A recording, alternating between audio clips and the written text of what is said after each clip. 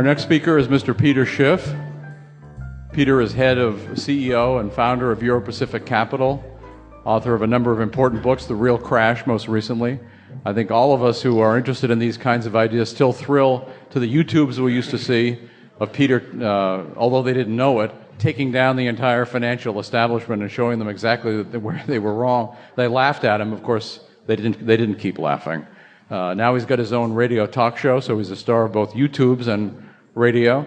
And it's a great honor to have as our speaker today Peter Shiff. He's going to talk about the fiscal cliff, how to spot the ledge. Mr. Peter Shiff.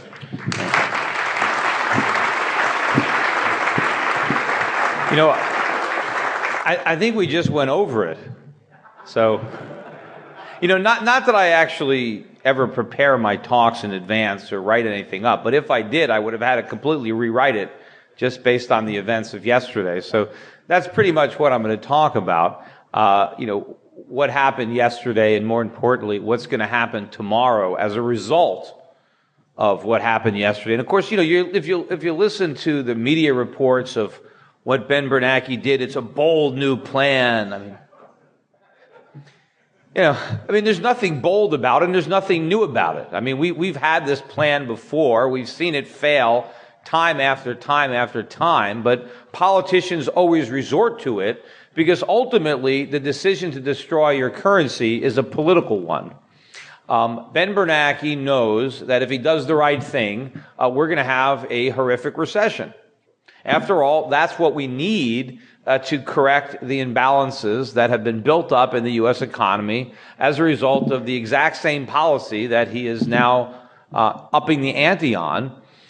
You know, when they first announced QE2, I was out there on television arguing that, well, that means we're going to get QE3. And for a while I was saying we're going to have more QEs than Rocky movies, although that's a prediction that I'm now wrong about, right? Because this QE is open-ended, so it's going to never end. So this is the last QE. It won't end until there's a crisis, although I was laughing earlier today. I found out that Paul Krugman came out and said it's not big enough. It's open-ended. I mean, what does he want? QE for eternity? Maybe beyond the grave? Ben Bernanke promises to keep interest rates at zero. Although maybe he was referring to the fact that they're only going to buy $40 billion a month of mortgages. Although that's probably the floor. I'm sure the Fed might end up buying more than that. But this plan, you know, now I remember what I was saying. So when I was going on these shows, I said, look, this means we're going to have QE3. And a lot of economists, you know, in quotes, would disagree with me. And they would say, no, we're not. This is the last QE. You know, the economy doesn't need any more. And I would say, well, it didn't need this dose either, but that didn't stop Ben Bernanke from administering it. And the reason that I knew that QE3 was coming was because I knew QE2 wouldn't work. And so what else will the Fed do when their last experiment didn't work? Just repeat it. That's all they can do. Whenever something doesn't work, do it again. Maybe do it bigger and hope for a different result, which I've heard is the definition of insanity, which I guess is appropriate here. Because I knew that rather than fixing the economy or curing the disease, that the QE would make it worse. Because what is the quantitative easing? What is the goal of it? The goal of it is to get Americans to spend more money. Borrow more money and spend it. Well, that was the problem. We borrowed all this money, we're broke, and now we have a recession because we have to rebuild our savings. We need savings so we can have capital investment, so we can produce things, so we can create productive jobs. We have to transition the economy, but QE was designed to prevent that process from happening. So I knew that we could never have a recession as long as the Fed was resisting the only cure. We had to rebalance the economy before it could grow. We had to repair the foundation before we can try to, erect a building or a structure there. So I knew that the QE was going to interfere with the process. And so I knew that we were going to get QE3.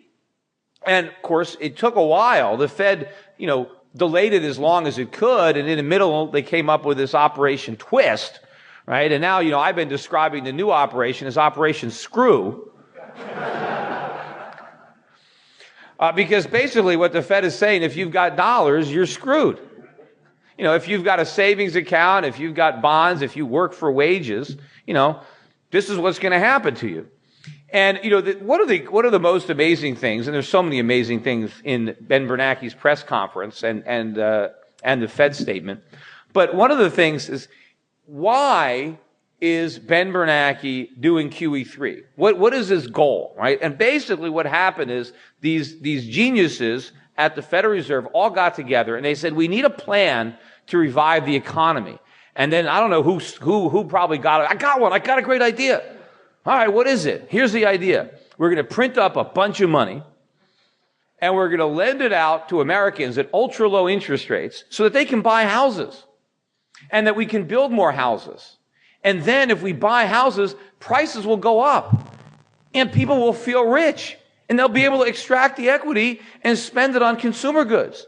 And then as real estate prices go up, investors are going to want to buy. Speculators are going to want to buy because they're going to want to get rich on real estate. And then rising real estate prices is going to create all kinds of consumer demand. And we're going to be able to spend lots of money and we're going to have a recovery.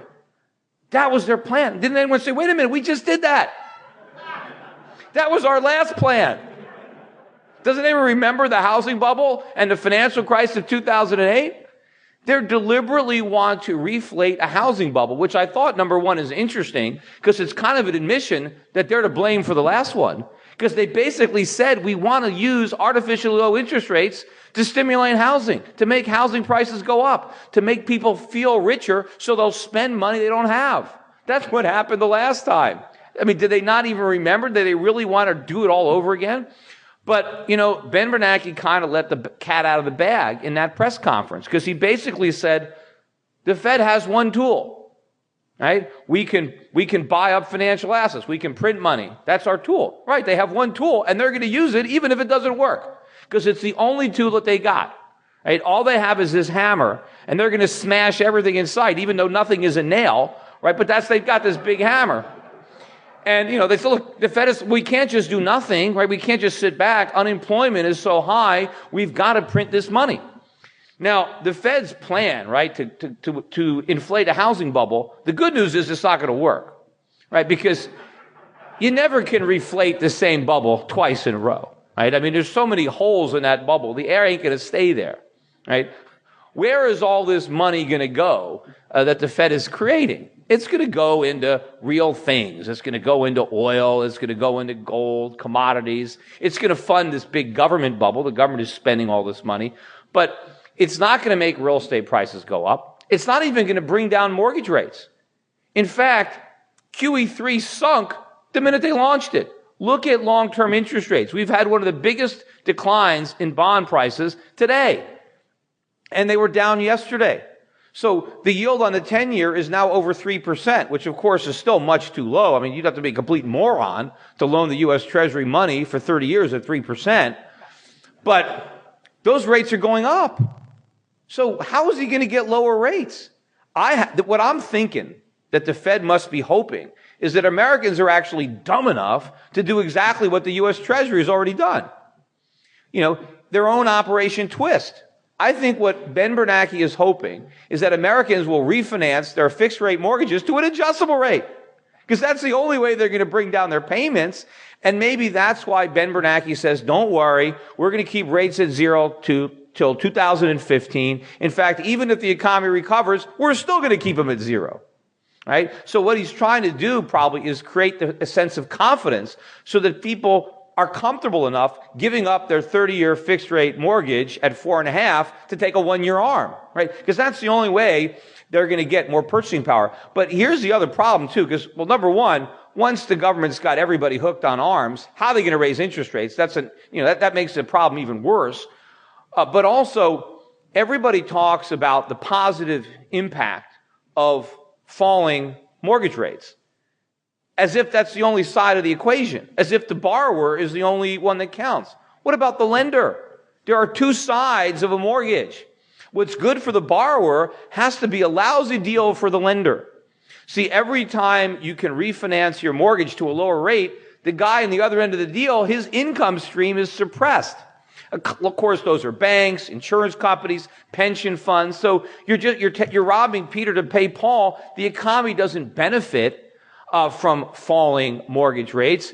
Debtors benefit at the expense of creditors, but that actually undermines the economy. And of course, you're undermining the most important part of the economy. And of course, you create this predicament, which is the predicament that the Federal Reserve is now in, and that nobody seems to want to acknowledge this, is that the Fed is stuck. Why doesn't the Fed raise interest rates? Because they can't. Now, they should, but they can't because of the immediate economic implosion that would result from an increase in interest rates. Because we can't afford to pay. The U.S. government has a $16 trillion debt. I mean, that's the tip of the iceberg, but that's the funded debt. We have it financed with Treasury bills. A third of it probably matures in the next year. That's $6 trillion. I mean, obviously we can't come up with the money. And our plan is that we won't have to, because when the bonds mature, we're just going to borrow the money, probably from the same people who loaned it to us, right? It's the Bernie Madoff plan. That's what we got. And of course, it's not going to work out any better than his plan. And I thought it was funny too that Bernie Madoff actually described what the U.S. government was doing as a Ponzi scheme. And then the people said, "Well, don't listen to him. He doesn't have any credibility." I said, "Well, on Ponzi schemes, he does. He knows one when he sees one. It's the only place he's got them." But so what's going to happen when interest rates go up? How can we possibly pay? What if we have $1 trillion interest payment on the national debt? That's half our tax revenue. I mean, where are we going to get that money? And what happens to the banks when interest rates go up? People say that, the banks aren't loaning any money out. Sure they are. They're loaning it to the government, right? They're buying all the treasuries, right? That's where the government's getting this money. So banks are lending. They're just lending to the government. And they own all this long-term paper with low yields. What happens when interest rates go up? Well, they're going to fail. And what happens to the housing market? Ben Bernanke wants real estate prices to go up even more. They're already overpriced still. They haven't fully deflated. How could you say that we need higher real estate prices? America's broke. People don't have any money for down payments. Real estate prices have to come down. We don't want them to go up. The only reason they're not going down is because the government is basically underwriting all the mortgages. In fact, now, not only is the government going to guarantee all the mortgages, it's going to hold the paper. Basically, we now have an economy that consists of the U.S. government basically printing money, right, and giving it to people to buy houses. I mean, that's it. I mean, the whole mortgage market, and this is supposed to be capitalism? And somehow, when the whole thing implodes, they're going to look to blame it on the free market? I mean, how can anybody believe that this is the way an economy needs to be organized? But this is the trajectory that we're on, because if they let interest rates go up, then we're going to have this horrific recession. We'll have the recession that we didn't have in 2008.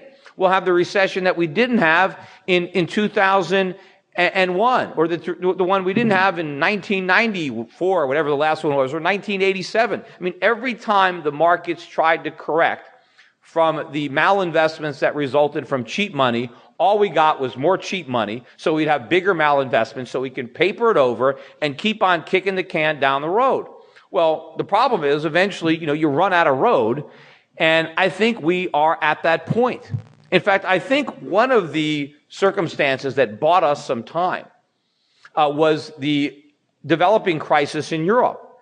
In fact, when I was making my forecasts about the U.S. economy, I didn't take that into consideration. I mean, sometimes you can't think of everything, and things will happen that you didn't necessarily forecast. I've always been skeptical of the euro. But I always thought that the dollar would meet its demise before the euro. And I still believe that. But for a while, people began to question the euro. And so as a result of that kind of bought some time for the U.S. because it really enabled us to go much deeper into debt, because the fear of the Eurozone and the euro created a lot of buying as a safe haven for dollars, right? Of course, the dollar was perceived as a safe haven, even though it wasn't. I mean, it's ridiculous that if you are afraid of debt, right, and you're afraid of all the debt of Europe, that the solution would be to buy dollars when we've got even more debt than they do, and we're even less likely to pay. But it's almost like just a reflexive action. In fact, it's so reflexive, if you can remember, when S&P downgraded U.S. Treasuries from AAA to AA plus, and of course they didn't downgrade them enough, and now, by the way, Moody's is now threatening to downgrade as well. But remember, when we got the initial downgrade, there was such a fear in the market as a result of the downgrading of U.S. Treasuries that investors panicked, and as a safe haven, they bought U.S. Treasuries. They bought the very paper that was downgraded because they were afraid of the downgrade. That shows you how it's just all Pavlovian. It's just, the perception is that the dollar is safe. The perception is that the Treasury is safe.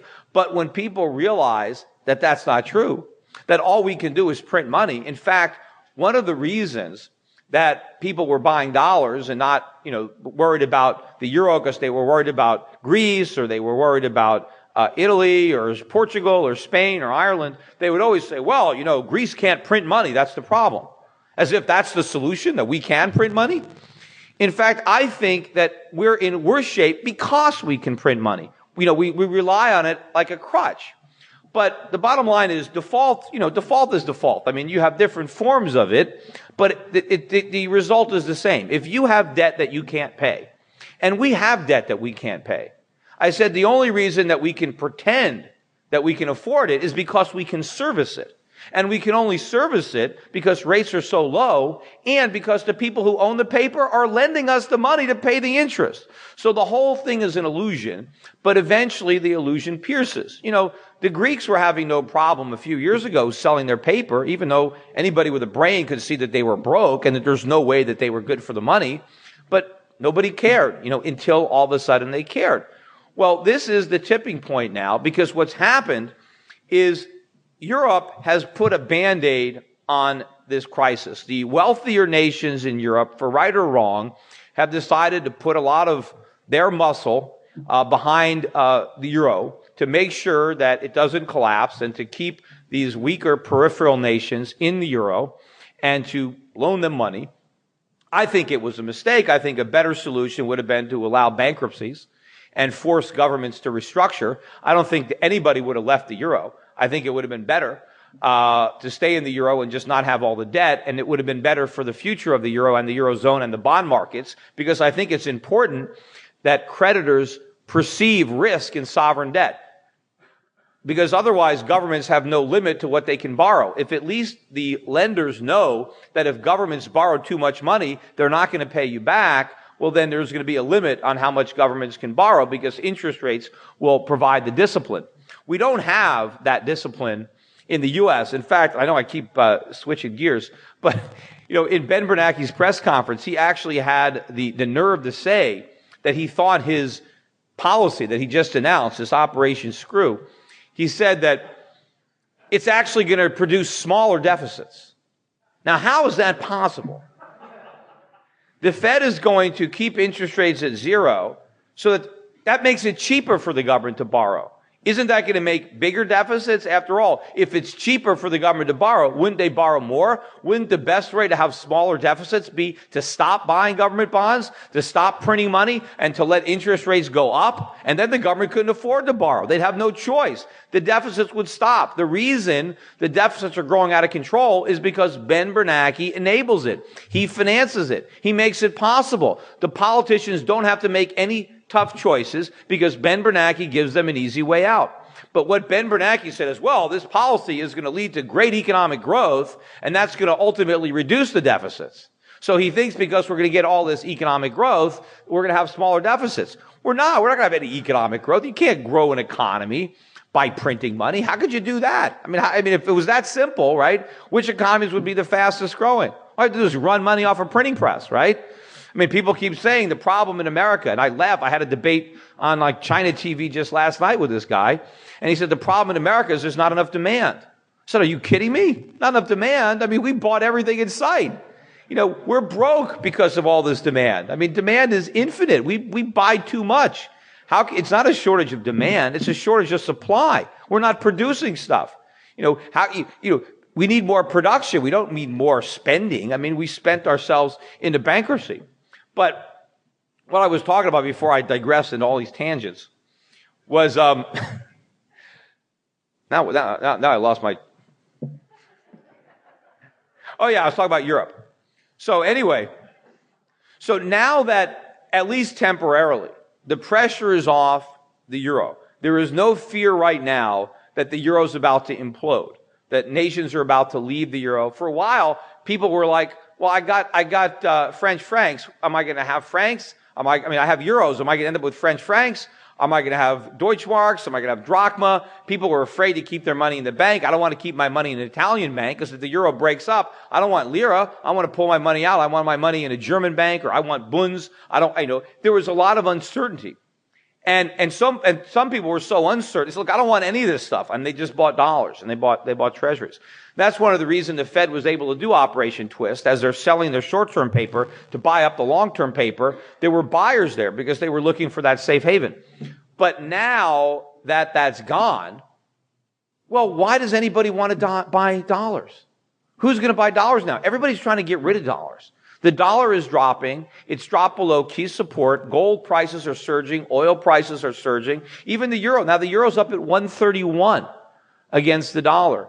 A month ago, people were talking about parity with the dollar. And, it was down around 120. Now it's 131 and rising rapidly. Global stock markets have turned around. Why would anybody want to own dollars?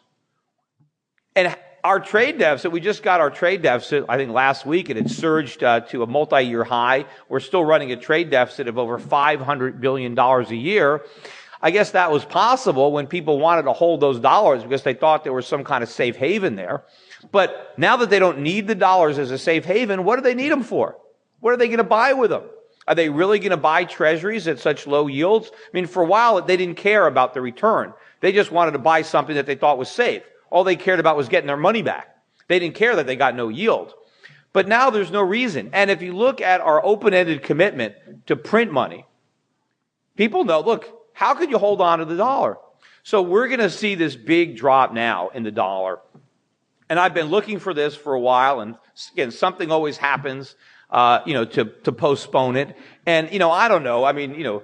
Sometimes you never know what you don't know. Could something happen? Is it possible that aliens from another planet can somehow descend on Earth and Ben Bernanke will convince them to buy our bonds? I don't know. It's not that likely. But, you never, something can happen to add to the chain letter or the Ponzi scheme. But I don't know. I think we've reached the end of our line, right? The Fed is all in on this policy. There's nothing left. Interest rates are at zero, right? They're printing money to try to reflate this housing bubble. I know it won't work. Prices are already rising. So what I think is going to happen is now you're going to start to see the weakness of the dollar. That's going to immediately translate into higher prices for commodities, for food, for energy. And so it's the exact opposite. Ben Bernanke believed that his policy would give Americans purchasing power by reducing their mortgage payments or by creating new home equity for them to tap into, that the wealth effect was going to make Americans more likely to spend. I think the effect of his policy is going to be to drain purchasing power from Americans because it's going to cause the cost of living to rise. And if Americans are spending more money on food, they're spending more money on gasoline, they're having to spend more money on insurance. After all, insurance companies have to really raise their rates because they're not getting a return on their portfolios and bonds. And of course, all the costs of raw materials, if your house burns down, if you got to, rebuild it, it's going to be very expensive because of the cost of the raw materials. So insurance rates are going to be going up. Healthcare costs are going up. Education costs. All these prices are rising. And so the consumer is going to have less discretionary income, not more. In addition, I think that the higher inflation and the preservation of these imbalances is going to lead to greater levels of unemployment, more people leaving the labor force. You see, we have to create certain types of jobs. We have to create jobs in the productive part of our economy, and this monetary policy is making that less likely. And we're still losing the jobs in the service sector, but we're not going to gain the jobs in the other sectors until the government changes monetary policy. So I know that we can't restructure. And in fact, any of the jobs that we are gaining, the last jobs numbers we had that precipitated this announcement or gave the Fed the excuse to do what it was going to do anyway. We created 90,000 jobs, but we lost 10,000 manufacturing jobs. So we created some consumers, but we destroyed producers. The people that got those service sector jobs, they're just going to spend their money on imports. They're going to run up the trade deficit. They're going to widen the economic imbalances. And of course, I think 4 times as many Americans actually threw in the towel and left the labor force as found jobs. So now all these people are now living off the welfare state. They're collecting, disability payments from Social Security, which is really, unemployment in disguise. And they're also no longer paying into the system. So I think we're close to this end game. So as the dollar goes down and prices start to rise, eventually it's going to show up in the CPI. And of course, by the time it does, the consumer is feeling the pain at the gas station, at the supermarket, much more than what you would get from the CPI. But then again, the party's over. The Fed can only maintain these 0% interest rates so long as it can claim there's no inflation. Now, how it can claim it now is beyond me, but at some point it will be impossible for Ben Bernanke to stand up there in front of an audience and say there's no inflation. And then what is he going to do? What is he going to do about the inflation? Now, I think initially he might try to say, well, a little inflation is a good thing because at least it means that we dodged a bullet on deflation. And that might work, to a point. In fact, initially I believe that as interest rates rise, they're going to say, well, it's a good thing that they're rising because it shows confidence that we're going to have a recovery. Even though the recovery was based on interest rates going down, they're not going to bother to think about that. But they'll just look at interest rates going up as a positive sign. They might even look at the weak dollar as a positive sign. Yeah, it's going to help our exports. As if a weakening dollar has ever helped our exports. I mean, we have record trade deficits. But, eventually, they'll say it's a good thing. But then pretty soon, it's too much of a good thing. And when it goes from a dollar decline to a dollar crisis, when does the bond market go from a decline to a crisis? I think it happens very quickly. I think all of a sudden we wake up one morning and the dollar's down by 10% overnight or 15%. It's a huge move. I mean, maybe it's going like this, it's going down like this, and then all of a sudden it just falls off a cliff because it has to happen. Eventually people have to throw in the towel. What about all the central banks around the world that are trying to peg their currencies to the dollar?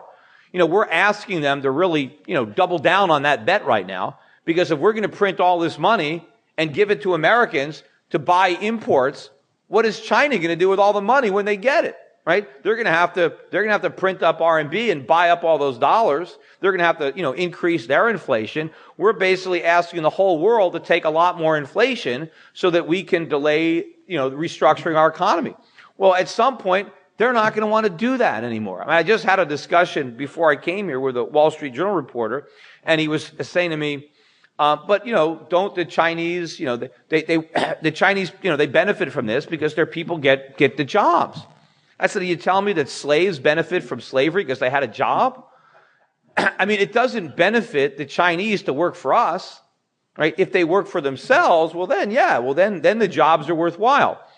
Because you don't want jobs, right? We no one wants to work. You want the things that you can buy with your paycheck. If you can get the paycheck without working, most people would go for it.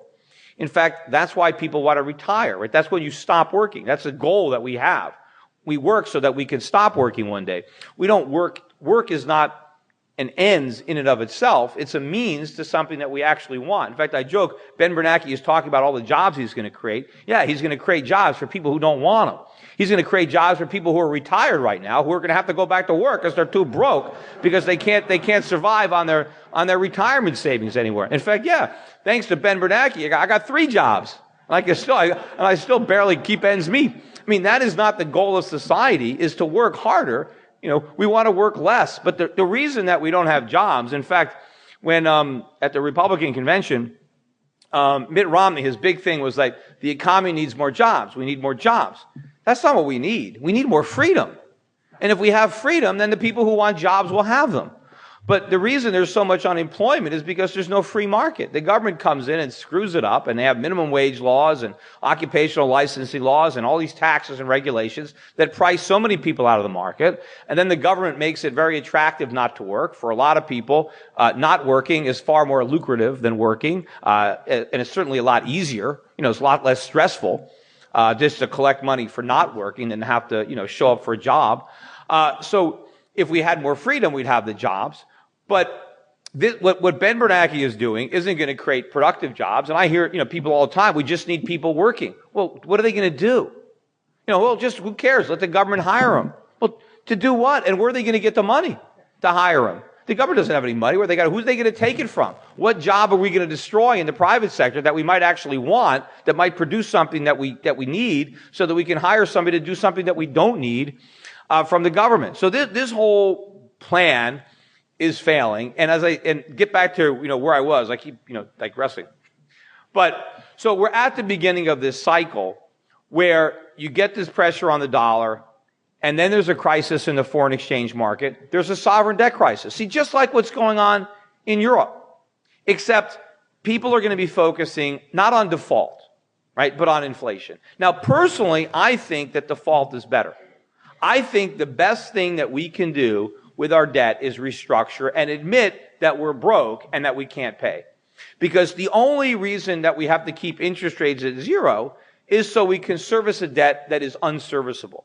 But the biggest problem with the U.S. economy, the single biggest problem, is that interest rates are too low. And until we let interest rates go up, we're never going to solve that problem. But if we let interest rates go up, we can't afford to pay. So we'd have to default. But the government doesn't want to acknowledge that. The government doesn't want to admit that it's broke. And it's not just defaulting to our bondholders. We have to default on our promises to seniors who are expecting Social Security, who are expecting Medicare. You can't have it. We got to default on government employees who are expecting pensions.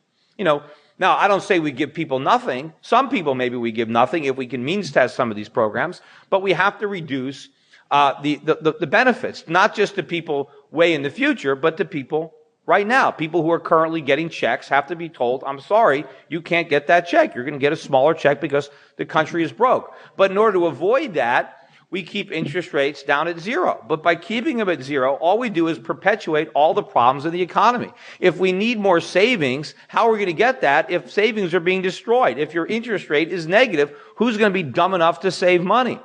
And of course, all we're trying to do is encourage more people to borrow, when if we let interest rates go up, the market would encourage people to save, and it would punish people from borrowing, and we could rebalance this economy.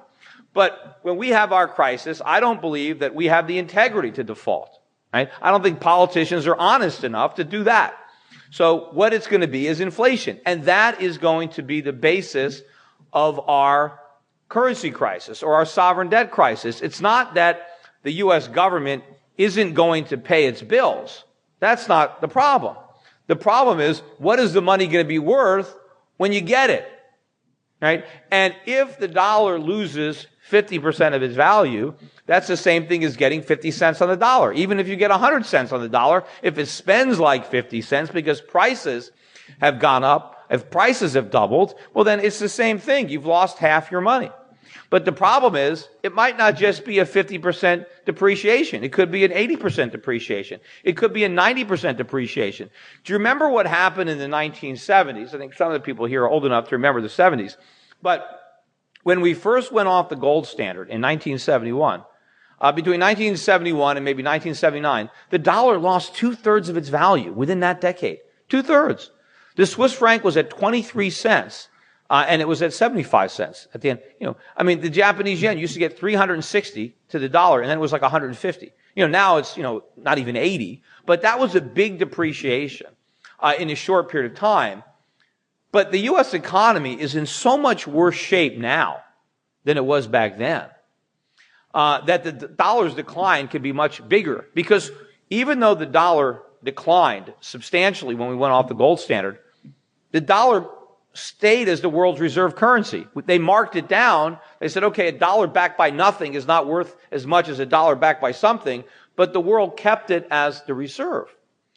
The next currency crisis, they're going to throw it out. It can't be the reserve currency. The reserve currency can't be one of the weakest currencies on the planet. I mean, that's like, it's like you want to cheat on your exam, but you cheat off the stupidest person in the class. I mean, what kind of plan? So, if you're going to have a reserve currency, it's got to be stronger than the other currencies. It's got to have more integrity. People have to have more confidence in it. So when the dollar loses its role as the reserve currency, then that's it. I mean, the party's over. I mean, our economy, our phony economy, is based on the ability of Americans to print money and then spend it on things that everybody else makes. And everybody else is willing to take our paper for their stuff, even though the stuff is inherently valuable and useful, and the paper is, the stock that it's written on is probably not even soft enough to have a legitimate use, but people hold on to it anyway because there's some perception of value there. Even though when they had gold, they had something real, they had something with intrinsic value. They're holding on to dollars instead of gold, but eventually they're going to wake up and realize, what they got, especially if it keeps going down every day, and then it's going to precipitate a crisis, a currency crisis. The bond market starts to implode, the currencies market starts to implode, and that's when we have to make the real choice. That's when the Federal Reserve is going to have to come out and acknowledge all the mistakes that it's made. It's going to have to do the exact opposite, right, of what it's done. It's going to have to jack up interest rates. It's going to have to sell the bonds and the mortgages that it purchased. I mean, at what price? God knows. When the Fed becomes a seller of mortgages, who's going to want to buy them and at what price? The losses are going to be horrific to the Fed, to the financial system. We're going to have an economic collapse that is much worse than what we had in '08. And certainly much worse than the crisis we would have had the government done the right thing back then and let the banks fail back then. Not done TARP, not done all the QEs. Yes, if the Federal Reserve and the government had not done the bailouts and done the stimulus, we would have had a deeper contraction back then. But it would have been constructive pain because it would have been the pain associated with healing and rebalancing the economy so that we can have real economic growth and prosperity in the future. Instead, we got none of that. We got pain for the sake of pain. And it's going to be even more excruciating now because we took all the problems that underlie the economy and made them bigger. And so now the pain associated with fixing the problem is that much worse because the problem is that much bigger. But we're going to have to do the right thing eventually. I'm hopeful that we do the right thing. If we push it to the logical conclusion, well then that's it. Well then it's hyperinflation. It's like Weimar Republic, it's Zimbabwe. The dollar will be completely worthless. And that is probably the worst crisis of all. And my greatest fear, and I know I got to stop talking because I'm over my half hour, is what is the government going to do when all this happens? They've been very successful in blaming the problems on capitalism. Blaming it on greedy speculators, saying, the reason that we had a financial crisis is we just didn't have enough regulation. We had too much freedom, too much greed. We need more government. I mean, this might convince those people. There are a lot of socialists in Washington, some of them in Pennsylvania Avenue, and they're sure that capitalism doesn't work. They're just looking for a way to prove it, right? I mean, they feel a lot more comfortable with the ideas of Karl Marx than Adam Smith. And this is going to be the opportunity. I told you so. You see, I knew capitalism wouldn't work. Look at this disaster. And it creates an environment in which government can seize a tremendous control of the economy. And we would lose whatever individual liberties we remain. I'm hopeful that that is not going to be the case, that we will understand the disaster is a result of central planning, central banking, of government. And if we're going to recover from this disaster, we're going to have to learn from those mistakes finally and dismantle much of this government. Realize we are in a big hole. But the good thing is capitalism is a very viable system. It works. I mean, I've seen it, it's working in communist China, so it ought to work here. We give it a try. And of course, it worked better in 19th century America than because we had a more capitalism than they do in China. But the problem is China's got more capitalism than we do now, which is a very sad situation. But if we can dismantle all this government and reinstitute freedom, we have a lot more technology now. We have, a lot has been invented in the last 100 and 150 years. And so the job of rebuilding the economy should be that much easier if the government would simply get out of the way. And yes, we would be a much wealthier economy had the government never got involved in the first place. But, we can't rewrite history, but we can write the future because that isn't written yet. And hopefully maybe some of the people in this room who understand economics probably as well as I and could give this speech if they had the time. But we have to help educate people in America to really understand why this happened. That it wasn't like this happened, nobody could have predicted it. Anybody could have predicted it who was thinking straight. Anybody who actually understood Mises, that understood the business cycle, that understood real economics instead of this Keynesian nonsense. Anybody that understood economics predicted it. It wasn't hard. It was pretty easy. In fact, I had this debate the other day, and the moderator, who I ended up, I argued with the moderator more than my opponent, but the moderator talked about how complicated the financial crisis was. I said, look, it wasn't that complicated. That's how come I knew it was coming. If it was complicated, I couldn't have figured it out. I figured it out because it was so simple. And it is simple, but we just have to do a really good job of educating that, spreading the word, getting people to understand that the source of their misery is not capitalism, but the government. And the only cure that will work is a huge dose of free market capitalism. Thank you.